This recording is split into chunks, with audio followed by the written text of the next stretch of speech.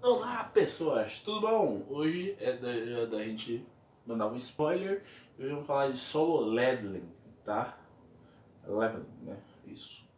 Solo Leveling é um mangá coreano que eu normalmente não gosto porque os nomes eles não são práticos, tá? Se você pegar, por exemplo, produtos brasileiros, são os que têm os nomes mais práticos, por incrível que pareça, né?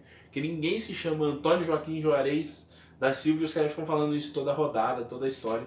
Não, é tipo João e pronto. Né? São os nomes mais práticos. A galera não inventa muito, não fica enfeitando muito. Né? Americano também, japonês às vezes sim, às vezes não. Né? É porque em inglês é Dick, é Alan, é Gray, entendeu? E japonês às vezes ele, né, sai um pouco da pinta do nome fácil, prático. Nomes coreanos, pra você ter uma noção, eu nem sei o nome do personagem principal assim de cabeça, porque ele é daquela coisa que, né, não encaixa direito.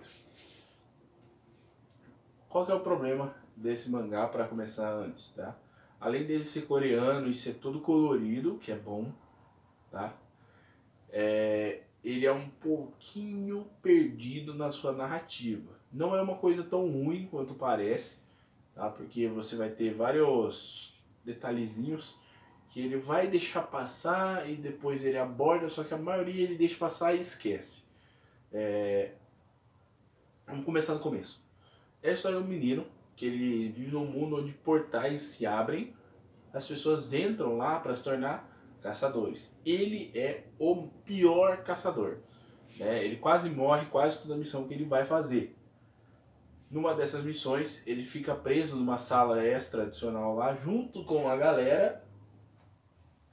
E nessa galera aí tem uma menina e mais alguns personagens ali, né? Que ela é uma healer e tudo mais. E aí eles passam umas provações bem complicadas.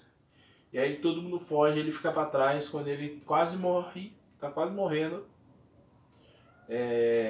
Ele completa a quest e ganha um despertar. O que é um despertar? Eu só não chamo de despertar duplo, na verdade, ele entra dentro do sistema dos portais. É como se ele entrasse num jogo. Se tivesse feito a inscrição dele no jogo e agora ele tem as habilidades e capacidades de um jogador comum.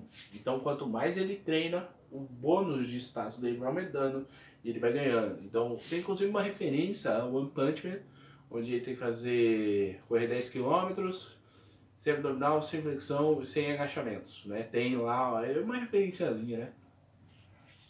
E, e ele começa a fazer e começa a tornar um excelente lutador. E ele usa uma espécie de uma adaga, né? E excelente lutador. Conforme ele vai ganhando itens e fazendo quests especiais que é pra ele, porque ele tem acesso a isso através desses negócios. Em contrapartida, enquanto isso está acontecendo, começa a ser revelado coisas do passado, como por exemplo, existe um portal em uma ilha lá específica que os bons começaram a sair, ninguém conseguiu fechar, e nessa ilha esses bichos estão tipo super povoando a ilha. Eles precisam de cada vez mais guerreiros ranking C, porque provavelmente eles vão ter que ir lá para exterminar todos esses bichos. Né? Essa é uma história que ainda não foi explorada totalmente, provavelmente mais perto do final do mangá. Né? E aí vem um dos problemas do mangá. Ele vai desenvolvendo o protagonista, a irmã dele, que também faz parte da história, a mãe dele que está doente, né? E agora ele inclusive está caçando as partes, né? As poções lá para fazer a poção para a mãe dele. E nisso, enquanto ele está tendo isso, eles vão desenvolvendo outros personagens secundários. Então tem um cara que perde a mão lá no começo, ele é um amigo desse moleque e ele tem um desenvolvimento de uma determinada parte. Essa menina ele desenvolve como se fosse um par romântico dele, e aí do nada na história ela vai embora. Isso é ruim, né? Você precisa de um desenvolvimento. Você adicionou um personagem na história, você precisa desenvolver aquele personagem. Você simplesmente vai embora, nada, né?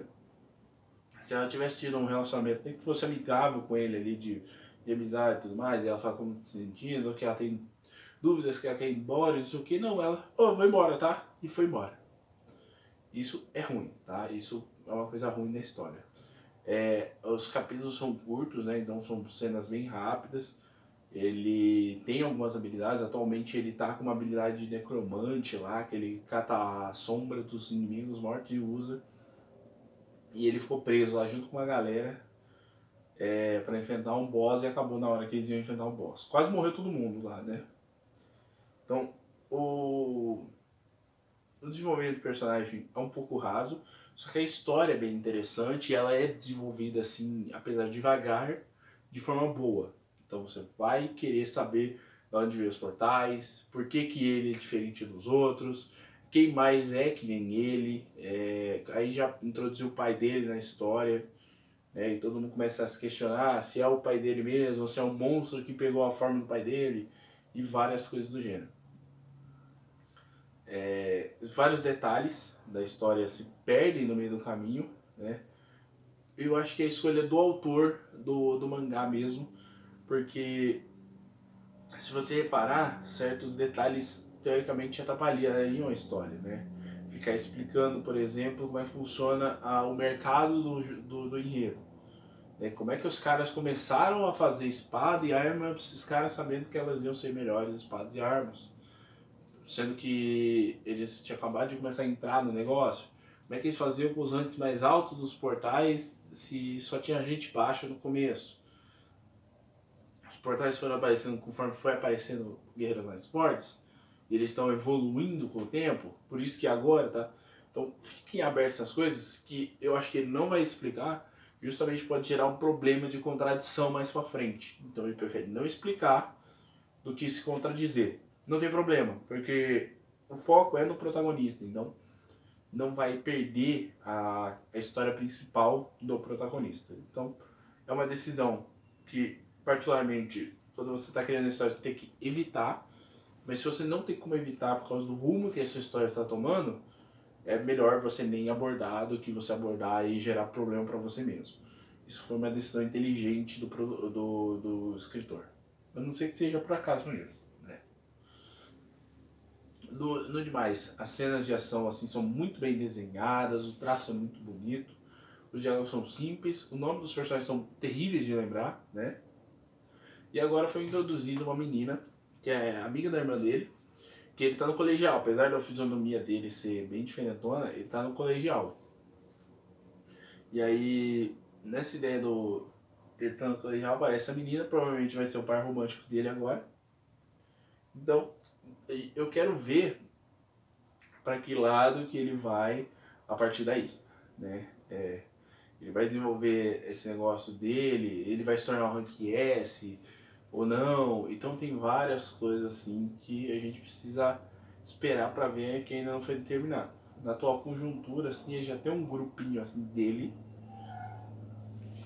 que ele desenvolveu, e ele parece ser um personagem que sempre tem um desafio, e ele acaba sempre numa situação onde ele, apesar de forte, não é a solução imediata. Ele vai enfrentar dificuldades para superar. Existem várias sacadas de momentos assim do timing do criador, que ele acerta na hora de surpreender o espectador. Então pode ser uma série que tem um potencial enorme mais pra frente, provavelmente deve ganhar anime em breve, não deve demorar tanto assim. E vamos ver como é que vai ficar animado, se sair animado. Eu recomendo para quem gosta desses shonen da vida, assim. Lembra um pouco assim.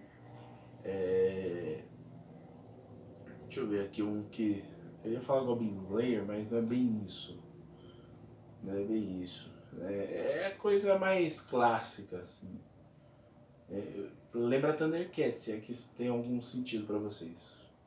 Então é isso. Semana que vem eu vou ver o que eu trago aqui de spoiler. Falou, valeu, até mais, fui.